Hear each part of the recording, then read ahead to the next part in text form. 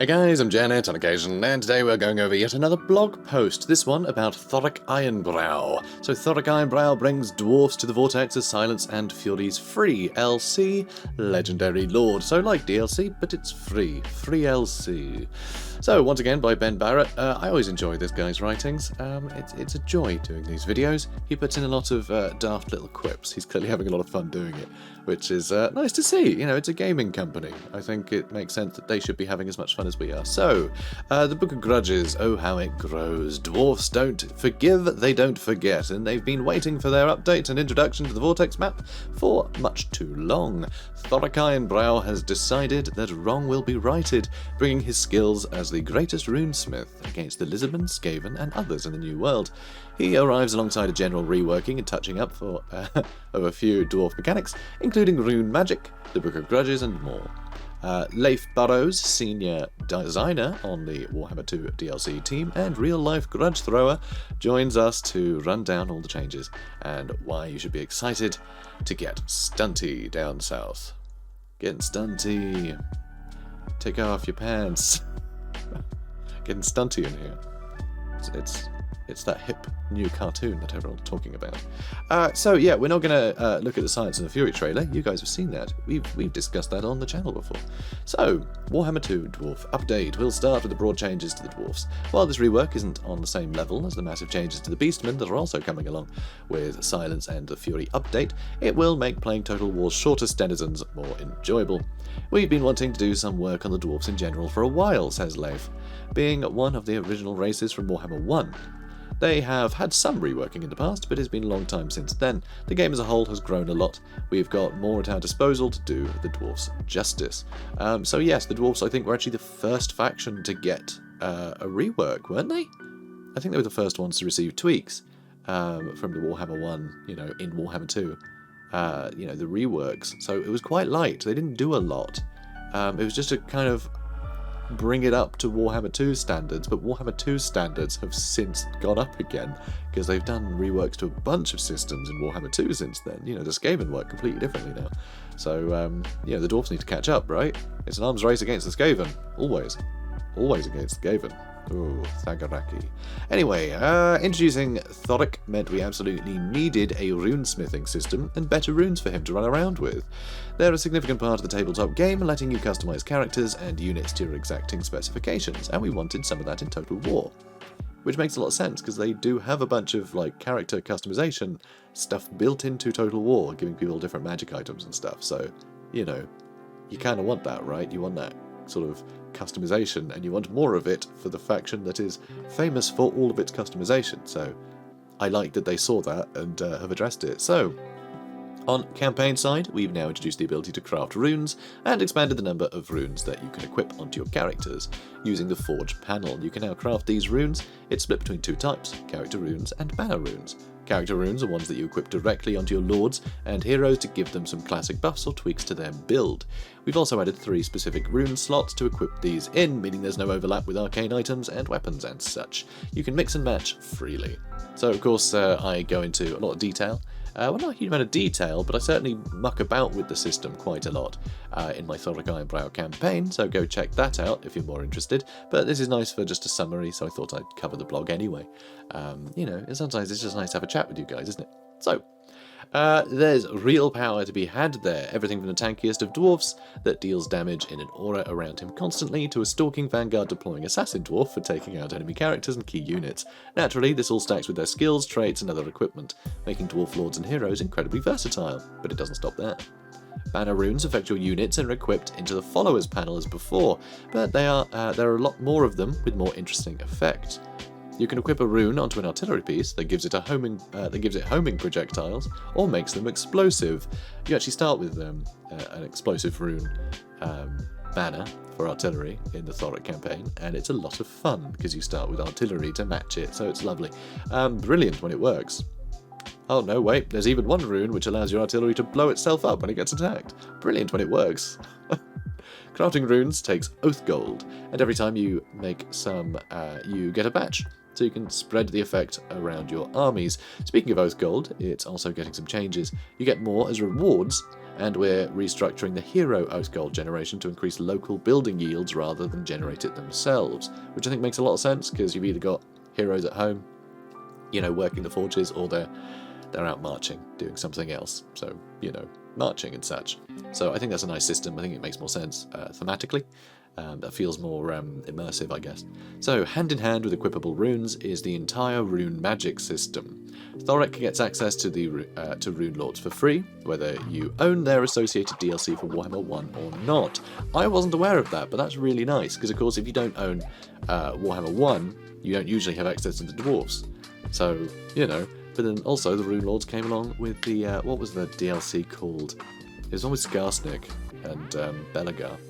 But anyway, you don't need it, which is nice. So you get access to the Dwarfs for free, but you also get access to Rune Lords for free, and they're technically DLC units, not part of like the core faction, so that's really cool. And is quite powerful himself. That meant some reworks for the system. To talk about the rune magic overhaul a little bit, it operates like a magic lore, but with its own unique twists. Instead of using the Winds of Magic as a resource, it's based on cooldowns. You have an individual cooldown for each of your rune spells, and then there's a character-based cooldown as well, shorter than the individual one. So, say you invoke the Rune of Wrath and Ruin, both cooldowns begin. That runesmith can't use another rune until their character cooldown is reset, then you won't be able to immediately invoke the same rune again, because it will be on its own longer cooldown. All of these are naturally affected by other skills, texts, runes, etc. Thorek is particularly good at it. So this I really like. It allows you to actually have some differentiation between the different sort of runes, runesmiths and rune lords and things, while still allowing them to overcast runes, which is really good. So I really like that. That's something it doesn't actually mention here, but now because it's more like a magic system, you use the Rune of Wrath and Ruin, or you can overcast it for the Master Rune of Wrath and Ruin for a more powerful effect. But that more powerful effect, rather than costing more Winds of Magic, it costs you a longer cooldown. So it takes longer for that rune to cool down, so it's a longer time before you can use it again. But of course, you've got the two cooldowns, so if you use the Master Rune of Wrath and Ruin, then that's more incentive to use other runes when the shared cooldown cools down. So I think that's really fun. It's a really cool mechanic. It is really good. Big happy change for me. I like it. I think it's nice. So finally, we're taking a long, hard, furious look at grudges. As one of the oldest systems in the game, they needed polish. Moreover, they're a central facet of the Dwarfs, not only in gameplay but also in lore. So this is also a big change, just generally across the board. Things that they did for the Dwarfs are more lore appropriate. It feels more like how the Dwarfs are supposed to be, rather than just adding fun things. It's fun stuff, but it's fun stuff that feels appropriate to them. So that is a great combination of things to target. I think that's great, you know, fun and dwarfy. So it's good. So grudges have consistently had issues. They've been around forever.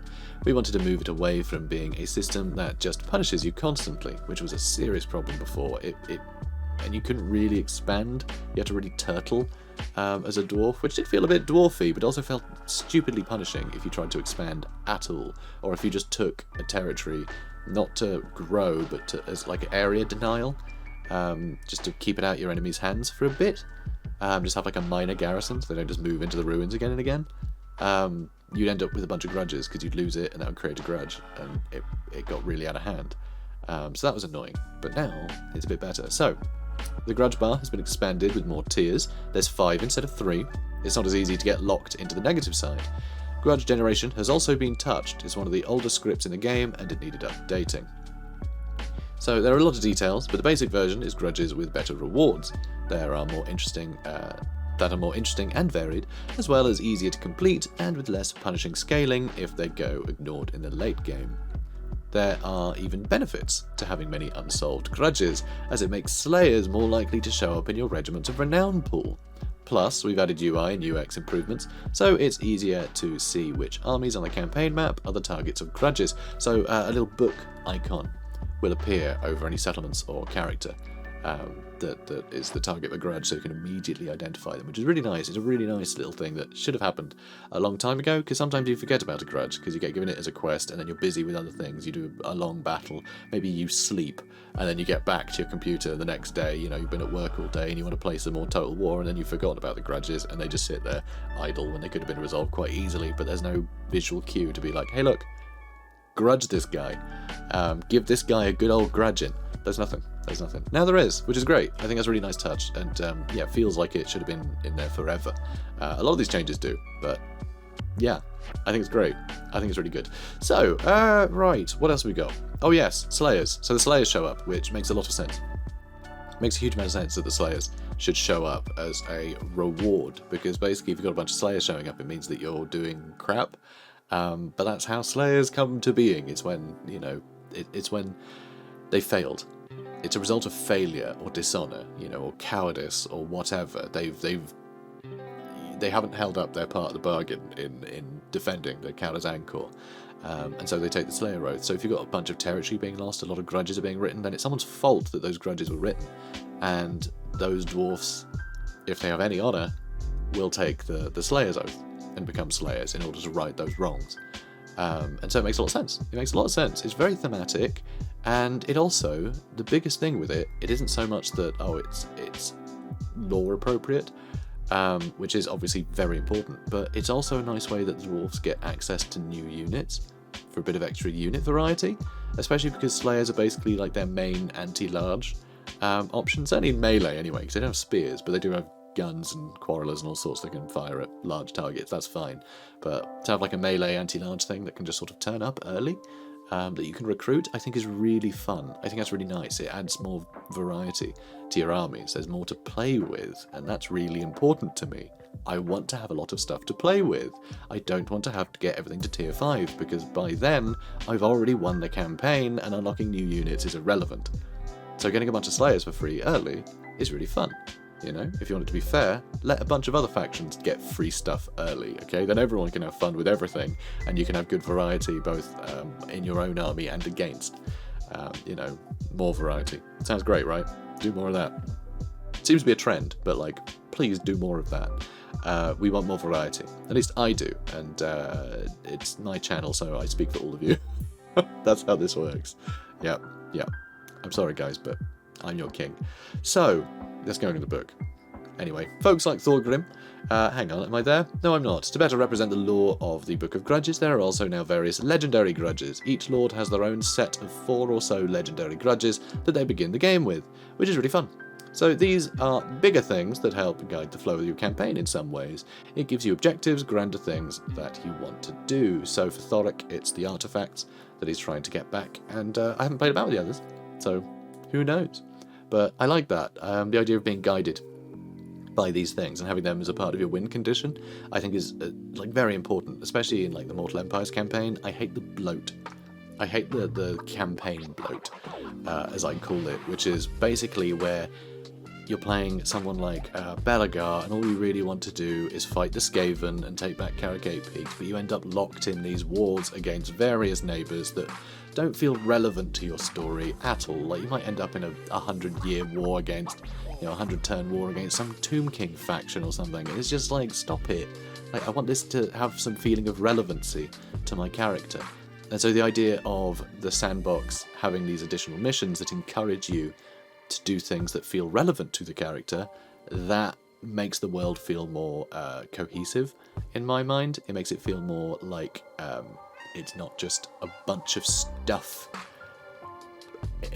on a game board, you know? It's actually like real characters with motivations and things on a game board. So, you know, there's limitations, of course, but we can use our imagination. And before, all we had was our imagination and nothing to really spark that creativity. And now it does, which I think is wonderful. I think these are really nice changes that feel very thematic, and more like the RPG elements are coming forward, which I think is great. So, folks like Thorgrim have even more, as well as receiving larger rewards from clearing their book. In addition, we've tweaked some text to provide diplomacy with other dwarves to help offset the problems of high grudge severity. The goals of these changes is to make grudges something that drives your campaign forward, but doesn't constantly get in the way of playing, doing fun stuff. Now, this was the biggest issue, and this is my biggest issue with a lot of things. The Dark Elves. Most Dark Elf factions are bogged down with just stupid tedium that slows the campaign down. So, like, slaves give huge public order penalties, but that just means I have to babysit those places, so it's not worth it. Like, it just bothers me, that stuff. It just slows the game down because I have to babysit a bunch of stuff. and just babysitting public order isn't fun. And so it's similar here, you know, not being able to get your allies with the other dwarfs, and, you know, or confederate, you know, to rebuild the Karazhan Corps just because you've got some grudges that just, you know, came out of a bad auto-resolve result or something. It's just annoying. So this is great. This is great. You know, going, okay, let's offset the negative so people can still progress and feel like they're making, you know, change on the map. I think that's great. This is brilliant, and I want this thought process to drive all their decisions from now on. Frankly, on it to drive all of it. Okay. So all of this, plus a hefty load of balance changes across the board, mean dwarfs are in a very different place to before the DLC. You'll get a full list of changes in the patch notes just before launch, naturally. Now, let's move on to the man himself. So, yeah, I will be going over the patch notes at some point. There's set to be more patch notes than I think any other content drop, just because it's the last one and they're finishing off so much stuff. You know, there's so much that they're just finishing that polish on. There'll still be hotfixes and stuff, obviously, there always is, but this is the biggest chunk of patch notes ever set to be, so I really can't wait to go through them. It's going to take about 8 weeks. It's going to be fantastic. It's going to be the longest video of all time, so look forward to that. Look forward to that. So, Thorek Ironbrow. Marching forwards atop the storied Anvil of Doom, the legendary rune lord Thorek Ironbrow works amidst the roar of battle, hammering powerful magic into the ancient runes of the dwarfs. Harsh and unyielding, he will accept nothing less than victory, bearing the runed weapons he has forged with potent magic woven expertly into their blades. The soldiers who war beside him trust the masterful swing of his hammer and will, they trust the masterful swing of his hammer will lead them to glory. He's a grumpy old dwarf, as many are. One of his defining personality traits is that he believes the old ways are best. They're tried and true and tested, they're reliable. That's what dwarfs are all about, being reliable. None of this newfangled technology with black powder and so on. So he has specific buffs to some of this older tech. Grudge throwers, quarrelers, bolt throwers. These are all buffed by Thorek. You have the opportunity with him to do something different and not necessarily end up with the normal build in the late game. We wanted to make it viable that he could stick with those lower tech units into the end game, changing how he'll play each battle. So all the other lords currently, Grombrindle doesn't seem to care about tradition or not, he just turns up and kills stuff. Belagar doesn't really care what it takes so long as he can take back Carrick 8 Peaks, and Thorgrim knows that in order for the Karazhan Corps to be renewed, he has to innovate, which is madness for any Dwarven High King to sort of embrace that in a big way. But things like the gyrocopters are something that he fully embraces because he knows that that's the only way to keep in contact with other holds, because it's too dangerous to send messengers by foot. And, you know, it's not like the trains are still running. So he embraces that sort of thing out of necessity as well. Whereas Thorek is very stubborn. He's very stubborn. He'll use the old ways, and he'll just bash stuff around himself if need be. But, of course, he's not responsible for trying to rebuild the entire Karazhan Corps. So, you know, I guess he can afford to stick with, you know, what works for him rather than what will work for the entire sort of dwarf empire, I suppose. So it's interesting though. It's interesting because it just basically means that you can end up with a campaign where you're playing as different units than you otherwise normally would in a dwarf campaign. Because obviously all the newfangled things like organ guns and stuff, they're really good. So you want them. It's as simple as that, really. You know, you're going to want all that stuff because that stuff is better. It's all statted better. It does more damage. It's more impressive. It goes pew-pew and smoke and gunpowder and screaming. It's all the good stuff, you know, that you like from the movies, you know, from Hollywood. It's all fun. So it's nice to have a character that sort of embodies a different playstyle, relying on different units that you might not otherwise. So, given his preferred units are Arc Fire, cost less to maintain, and can still be supplemented with the power of the Dwarf late game, if and when you like, there's quite a range of possibilities. Even more so, his unique campaign mechanic, the Artifact Vault, provides even more power and variation. So yeah, the artifacts he gets are obviously very old things, but they augment the faction in a way that means that you can get away with not using all the really powerful newfangled toys because you're using stuff that is just like some of the most powerful artifacts of the dwarfs, which is really cool. So it's a nice way to offset that as well for, you know, not just him but the rest of his characters that are sort of maybe lumbered using the old-fangled reliable stuff. So, you know. The Artifact Vault is where Thorek identifies the miraculous relics in the world and turns them into a selection of faction-wide buffs, runes, a unit, or a hero. So dinosaurs and ghosts and such. It's great. These can be mixed and matched as you like. A powerful hero or mind-controlled carnosaur today, perhaps powerful runes that can refresh your troops or devastate your enemies tomorrow. You'll be able to see the target, you'll be able to see and target the individual pieces that make each artifact, deciding how to expand your empire and where to raid and explore. It leads you to fight with most of the cultures that are in Lustria. There are parts up with the Vampire Coast, with Lokir and the Dark Elves. Skaven and Lizardmen are all over the place. It gives you the sense of journeying to locate these lost artifacts and reclaim them for the Dawi Empire. Rekindle the Golden Age. So this I really like as well. It does sort of send you all over Lustria in the Vortex map, which is really fun. And it certainly gave me that sort of feeling of journeying and adventure and going on a quest. It did feel that way. It did sort of target my campaign in a nice way. Again, go check that out if you're so inclined. But it was a really good feeling. It was really fun. It felt like you were constantly moving towards a new goal rather than just painting the map arbitrarily, which I think is great. But also, one thing that it hasn't mentioned here as well is you can actually get a diplomatic win if you're a military, if you're in a military alliance with the faction that's in control of the settlement that houses that artifact piece. You get the artifact piece, which means that diplomacy actually matters in this campaign, and it never usually does in Total War. Usually it's just, oh, I can't be bothered to fight you, so I'll have a non-aggression pact, or maybe I'll have some trade partners, but generally, like, you can't win by diplomacy. That's just giving you more money or offsetting tedium, usually. Just, oh, I don't want to fight you. I get a deal with you, so you don't bother to fight me. That's all it really does.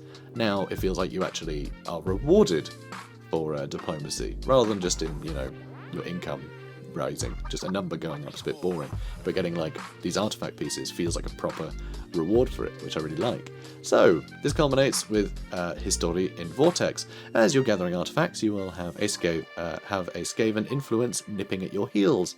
They're also interested in these artifacts. They want to take them from you, and as you craft them, you will be attacked by Skaven armies that appear and beeline towards you. So again, it feels like you're moving towards goals, but there's, you know, some insidious beasties trying to stop you, which, again, it feels more story-driven, which is great. So once you've gathered a certain number of artifacts, Thorek can determine the location of the final lost vault, long hidden. That's where the final battle takes place, beneath the jungles of Lustria, fighting off his Skaven horde that are trying to claim the treasures for themselves. Sorry, this Skaven horde, not his. He doesn't have a Skaven horde, funnily enough. So, in Vortex, Thorek starts in the southern spine of Sotek, surrounded by lizardmen, Skaven, and even some pesky high elves. They can be ruddy pesky, yeah. He stands ready to march on the mine of the bearded skulls from the thrice-cursed peak. So he starts with the gold mine, which is nice. Thrice-cursed peak has gold there, so he starts with a nice big income boost, which is good. His quest for the relics of his ancestors to restore the glory of the Dawi people begins here. He also has access to the Rune of Doom once he mounts up on his Anvil of Doom. This is a spell that gives a temporary but massive increase to melee attack for his entire army. It's plus 24 melee attack for everybody. That also means they cause fear to enemies. So it's fear and melee attack, which is amazing. It's long-lasting and deadly and can cause any dwarf army into a can turn any dwarf army into a powerhouse at a key moment. Or can cause any dwarf army to become a powerhouse at any key moment. That's two sentences that they've smashed together. And now it's not a sentence that makes any sense, but you understand the context. Yeah. So this all combos rather well with Thorek's other campaign buffs. Additional oath gold from buildings and reduced oath gold cost for crafting runes. Significantly cheaper and higher ranking runesmiths. Jungle climate suitability. That one's a gimme. Got to be, because of all the jungles. He wouldn't be able to do a thing in Lustria otherwise. But it is nice, because it's interesting taking over territory that isn't just mountains all day, you know. It's a nice change of pace. He also has the following improvements in battle for his army. Reload time reduction for bolt throwers, grudge throwers and quarrelers, extra armor-piercing weapon damage and extra armor, lower miscast chance thanks to Craggy, assistant of the Forge, as a follower that he starts the campaign with. Another interesting note is Thorek's start on Mortal Empires is completely different. Indeed, on a different continent, on the other side of the world, the Southlands World's Edge Mountains are the home of Karak Zorn, and enemies in the form of greenskins and various undead. And Queek starts there too. Can't forget old Queek, can you? So that's the highlight for the Dwarfs. There are massive and smaller changes not detailed here.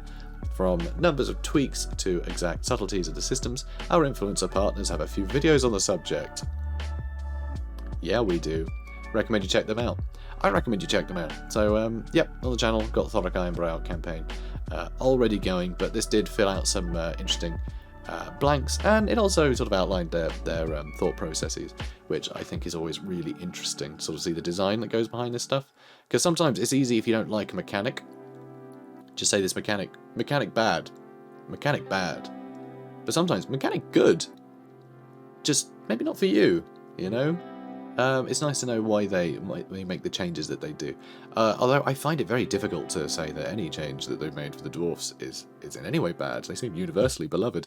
There's nothing too outrageous or annoying. They've just removed annoyances, which is amazing. This is why I hope this thought process, carries them through to sort of new DLC for Warhammer 3 and things, and just the base factions for Warhammer 3. I hope it's a studio-wide ethos change towards less mechanics that punish you for stuff and just more rewards piled on top of each other. That's what I'm hoping for. So yeah, fingers crossed. So go check out Thorek Ironbrow. I've started a campaign with him, 3 episodes in as of now, and sadly, because of how embargoes work, there's a few days where I can't post any, but on the 9th, which could be a couple days, I think. I think I'll be getting this out the day I'm recording, so yeah, it'll be a couple days from now. That'll be episode 4 going up for Thorek, so be sure to check that out. And yeah, nexus.gg/Janet to pick up the game, and I get a kickback from it. But sadly, although I didn't get a warning, so I've plugged this a billion times already, it's only available to US purchasers as a pre-order. For some reason, Sega won't give them keys to non-US customers, which is weird. So only people in the US can actually pre-order the Silence and the Fury from my Nexus store. So I won't put you in the book of grudges if you just go to Steam and get the discount, because there's a pre-order discount. So I'm not going to hold that against anybody. So don't worry about that. But if you're so inclined, if you are holding off for reviews and things, then consider it when it's released if you're outside the US, because I'd appreciate it. It's a nice way to, it's a nice way to help out the channel. So the extra money that you might be losing out on the pre-order discount, that's the word I'm looking for. The money you might be missing out on the pre-order discount is money that goes towards my channel if you do it that way. So, you can think of it as a donation if you like. Or just ignore me completely and say, burn in hell, I hate you. You make me watch adverts already, and you can suck it. That's fine too. I honestly don't mind. So, I'll see you in the next one. Have a good day, guys. Take care.